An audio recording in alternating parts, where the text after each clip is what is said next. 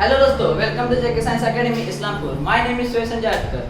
So today we are discussing the most important chapter, gravitation, which is important for 11th standard as well as advanced level exam. So आपने कभी सोचा है कि जो अपनी अर्थ होते वो सन के कारण किसकी वजह से घूमते, जो बारिश होती है वो नीचे क्यों गिरती है, अपने अगर किसी वस्तु को ऊपर फेंका वो नीचे क्यों गिरती। तो दोस्तों इन सभी का रीजन है ग्रेविटेशन।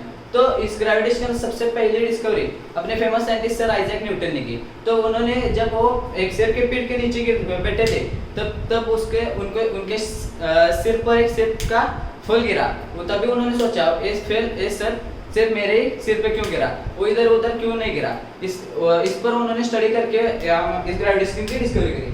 तो उन्होंने हमको ये बताया जो ग्रेविटेशन फोर्स होती है वो दो मासेस पे डिपेंड होते हैं। ये मास m1 एंड ये मास m2 और इनके डिस्टेंस r।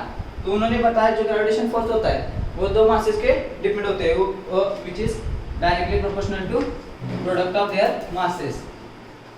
बाद में उन्होंने बताया कि जो ग्रेविटेशन फोर्स होती है वो inversely proportional of distance square of distance between them. इसको हम इक्वेशन फर्स्ट कंसीडर करते हैं। फर्स्ट उन्होंने बताया कि जो ग्रेविटेशन फोर्स होती है वो inversely proportional of distance between them. Gravitational force inversely proportional of distance between them, ये हमारा सेकंड इक्वेशन आया। From equations first and second we get force is directly proportional to product of masses and it is inversely proportional to distance between square of distance between them। ये हमको final result मिला। तो इसको हम इधर लिखते हैं force is directly proportional to product of masses and inversely proportional to distance square of distance between them। तो हमें पता है जब एक डायरेक्ट प्रोपोर्शनल साइन मारता है तब एक कांस्टेंट का जन्म होता है। तो इधर क्या जन्म होगा, तो इधर force is equal to g m1 into m2 upon r square. इधर g ये नया आया तो इसको रख करते हैं।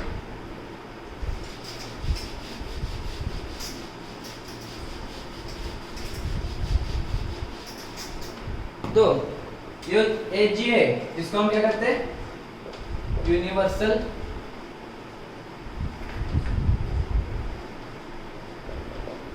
ग्रेविटेशनल कांस्टेंट कहते हैं। तो आप बोलेंगे इसको यूनिवर्सल क्यों कहते हैं। तो इसकी वैल्यू हमारे यूनिवर्सल है, किसी भी जगह आप जाओ इसकी वैल्यू फिक्स होती है। उसकी वैल्यू क्या होती है, g is equal to 6.67 into 10⁻⁻11 होती है। ये हमारी g की वैल्यू हो गई। अब इसका यूनिट क्या हम देखते हैं, यूनिट ऑफ g। तो हमारा मेन फॉर्मूला क्या है, force is equal to g m1 into m2 upon r square. ये हमारा मेन फॉर्मूला है। हमको चाहिए क्या, g चाहिए। तो g इज इक्वल टू ये इधर लाके क्या होगा फोर्स इनटू r स्क्वायर, ये इसके नीचे जाएगा m1 into m2। हमको पता है फोर्स का यूनिट क्या होता है, न्यूटन होता है। हम डिस्टेंस किस में मेजर करते हैं, हम डिस्टेंस मीटर में मेजर करते हैं। तो इधर क्या है, डिस्टेंस का स्क्वायर है। इधर इसका मतलब इधर क्या होगा, मीटर का स्क्वायर। मास को हम किस में मेजर करते हैं, तो मास को हम केजी में मेजर करते हैं। तो इधर क्या होगा केजी का स्क्वायर। ये बन गया हमारा यूनिट किसका, यूनिवर्सल ग्रेविटेशनल कांस्टेंट का। ये हमारा यूनिट बन गया। बाद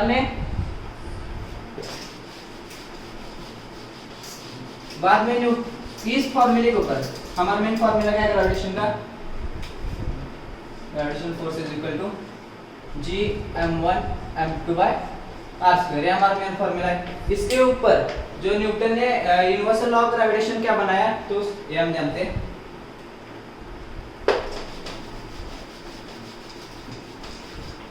तो न्यूटन ने बोला ये मास m1 ये मास m2 और उनके बीच की डिस्टेंस r। तो न्यूटन ने यूनिवर्सल लॉ ऑफ ग्रेविटेशन क्या बोलता है, every object is attracted every other object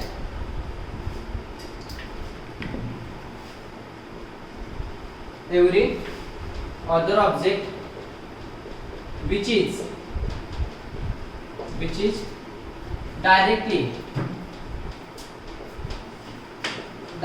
proportional to product of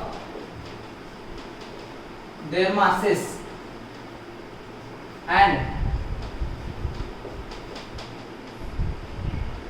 inversely proportional to square of distance between them। ये हमारा है Newton's universal law of gravitation. तो Newton ने क्या बोला था, एवरी ऑब्जेक्ट मींस इस मास m is attracted to every other object means mass m2 which is directly proportional to product of their masses and inversely proportional to square of distance between them। ये हमारा क्या हुआ, इसको हम क्या कह सकते हैं, यूनिवर्सल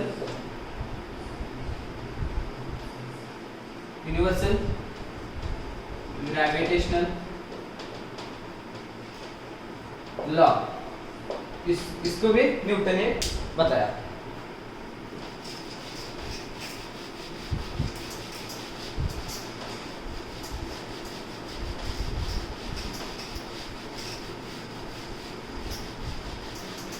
अभी बाद में न्यूटन ने 1665 को ईयर 1665 को जो मून होता है वो अर्थ के अराउंड जो मोशन करता है उसका स्टडी न्यूटन ने किया।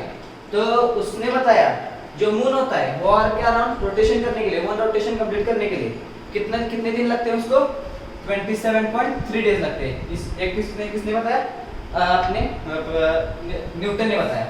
और एक इसको मून को अर्थ के अराउंड, और अर्थ को सन के अराउंड कितने डेज लगते हैं, 365 इतने डेज लगते हैं।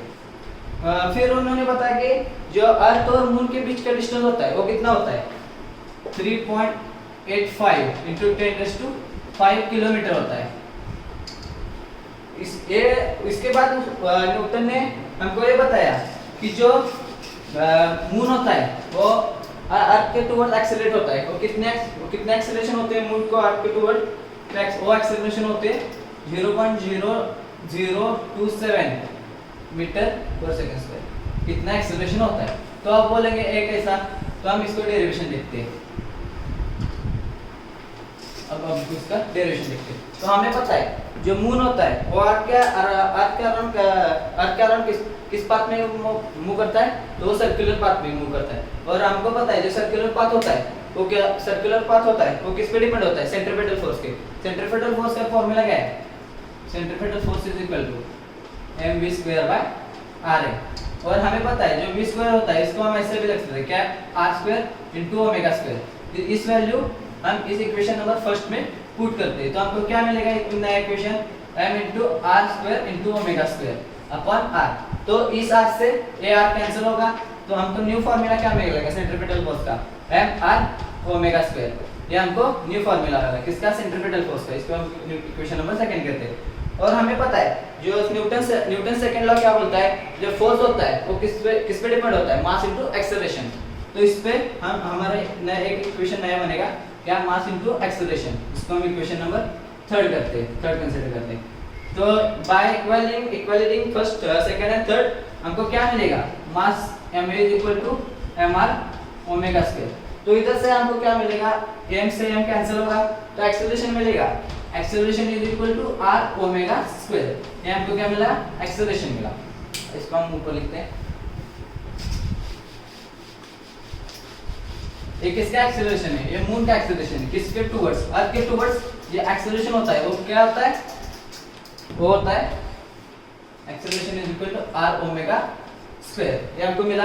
अभी हम इसको ओमेगा को क्या लिख सकते हैं, हमको 2π/t ये लिख सकते हैं क्या, नहीं, ये हम लिख सकते हैं। a = अभी ये वैल्यू इसमें पुट करते हैं, इसको इक्वेशन नंबर 4 मानते हैं। इक्वेशन नंबर 4 में पुट करते हैं, क्या मिला हमको, r = 2π/t का होल स्क्वायर। r अभी r स्क्वायर, इसको ऐसे लिख सकते हैं, r × 4 pi square by T square. इसको अगर अभी हमको इन सभी की वैल्यू पता है, आर की वैल्यू पता है कितनी है 3.85 इंटू 10⁵ किलोमीटर है आगे। इसको हम फर्स्ट किस में कन्वर्ट करते हैं, मीटर में, into 10⁵ into 4।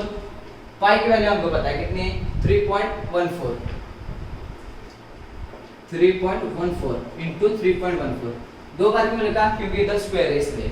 Whole divided by time कितना हमारा होता है, जो मून को अर्थ के अराउंड रोटेशन करने, वन रिवॉल्यूशन कंप्लीट करने के लिए कितने दिन लगते हैं 27.3। इसका मतलब इधर क्या आएगा 27.3।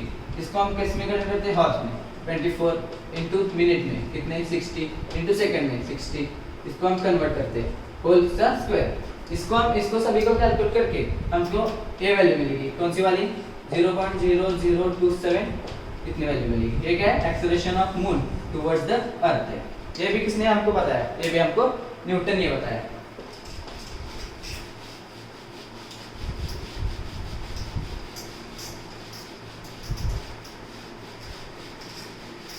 अभी ये हमारा ग्रेविटेशन का इंट्रो हुआ।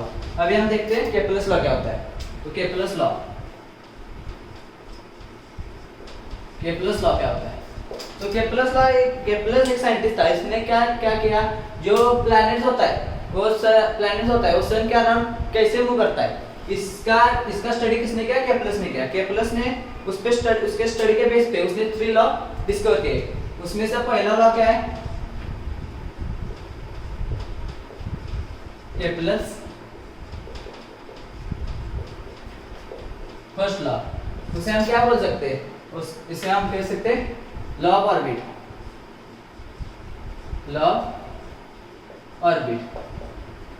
तो उसने क्या, केपलर्स लॉ फर्स्ट लॉ क्या है, तो ये है the planet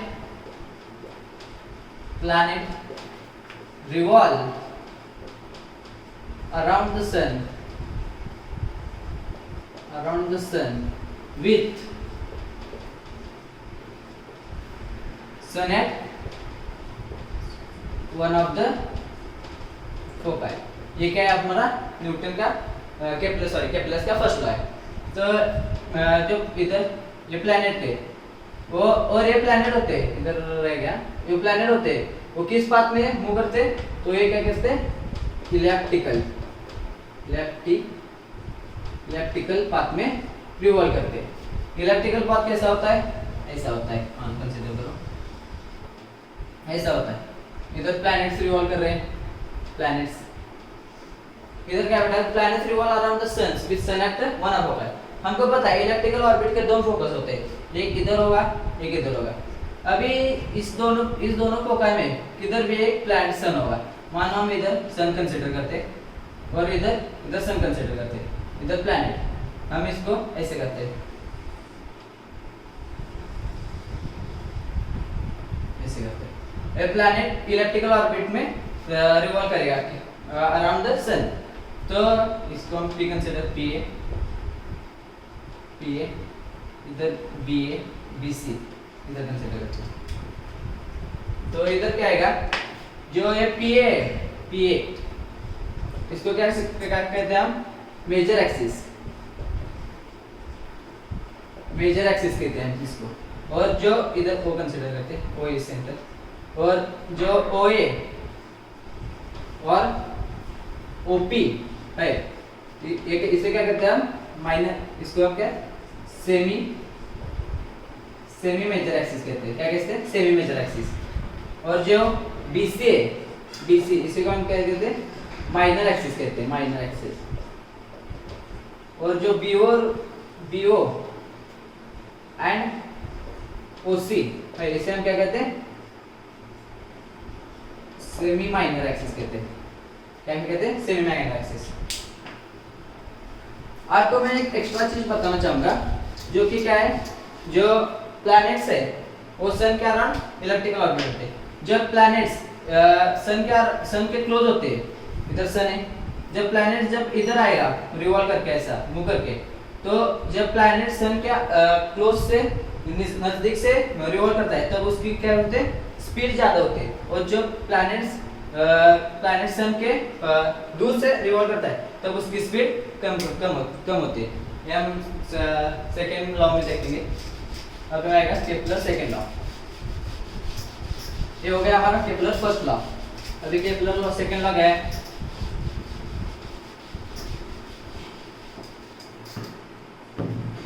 the planet Kepler second law क्या है? द प्लैनेट revolve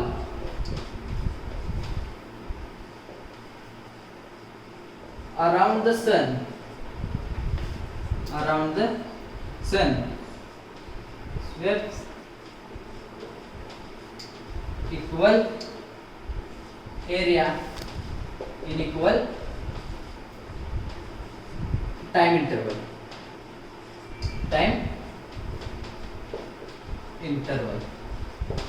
इसका मतलब क्या?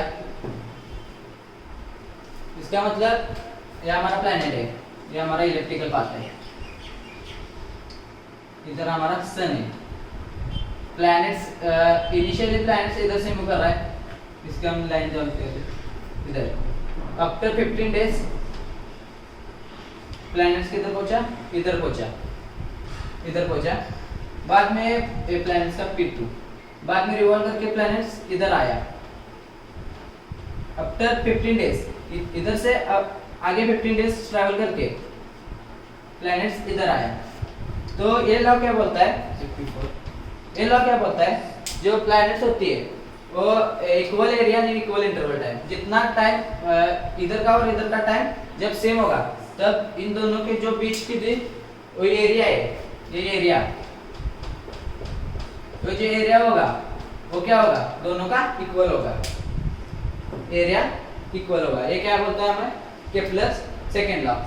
मैंने पहले ही बता दिया कि जो प्लैनेट्स होते वो सन के जो जब नजदीक आते तब कैसे फास्ट रिवॉल्व करते, और जब सन के दूर पे रिवॉल्व करते तब देखो स्लो रिवॉल्व करते।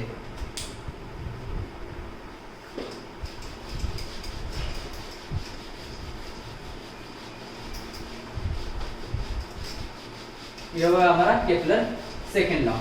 अभी केपलर थर्ड लॉ क्या बोलते देखते हैं। केपलर थर्ड लॉ क्या देखते हैं। केपलर थर्ड लॉ क्या है? तो केपलर थर्ड लॉ क्या है? The time period of planet, the time period of planet required to revolve, the time period of planet is required to revolve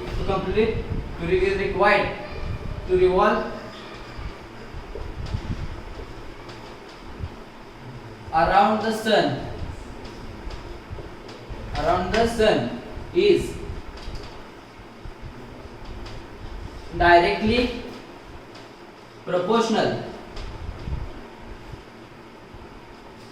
directly proportional to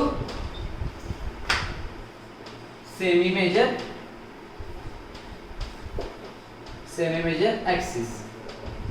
ये है हमारा Kepler third law. तो इस क्या बोलता है? जो time period of a planet is required to revolve around the sun is directly proportional to semi-major axis. इधर स्क्वायर लगेगा। The square of time period of planets is required to revolve around the sun is directly proportional to semi-major axis। तो देखते हैं इधर क्या time का square is directly proportional किसका? Semi-major axis cube of is directly proportional two cube of semi-major axis, is directly proportional two cube of semi-major axis. ये हम इधर डायरेक्टली प्रोपोर्शनल जब साइन हटाएंगे तो क्या आएगा? कांस्टेंट का जन्म होगा, ये हमको पता है k = r²। इधर से हम t²/r² = k ऐसा भी लिख सकते हैं। ये हमारा क्या हो गया? Kepler third law. तो फ्रेंड्स ये हमारा केपलर थर्ड लॉ हो गया। Thank you.